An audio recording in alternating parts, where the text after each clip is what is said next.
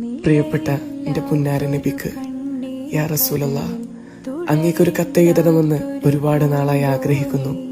എന്തെഴുതണമെന്നറിയില്ല. കാരണം അങ്ങയുടെ ഉമ്മത്തിൽപ്പെട്ടവരാണെന്ന് പറയാൻ പോലും ചിലപ്പോൾ എനിക്ക് ലജ്ജ തോന്നുന്നുണ്ട്. അങ്ങ് പഠിപ്പിച്ച വഴിയിൽ നിന്ന് ഞാൻ ഒരുപാട് അകന്നുപോയി. നിസ്കാരങ്ങളിൽ അശ്രദ്ധ കാണിച്ചു, തെറ്റുകൾ ചെയ്തു, പാപങ്ങളിൽ വീണുപോയി. പലപ്പോഴും പടച്ചോനെ മറന്ന് ജീവിച്ചു. പക്ഷേ യാ റസൂലല്ലാഹ്, ഒരു കാര്യം മാത്രം എനിക്ക് ആശ്വാസമാണ്. അങ്ങ് ഞങ്ങളെ കാണാതെയും ഞങ്ങളെ സ്നേഹിച്ചിരുന്നല്ലോ. അങ്ങയുടെ ആ ഉമ്മത്തിൽപ്പെട്ട ഒരാളാണ് ഞാൻ. പക്ഷേ എൻ്റെ ജീവിതം നോക്കുമ്പോൾ അങ്ങനെ കണ്ടിരുന്നെങ്കിൽ എന്തു പറയുമായിരുന്നെന്ന് ഞാൻ ഭയപ്പെടുന്നു.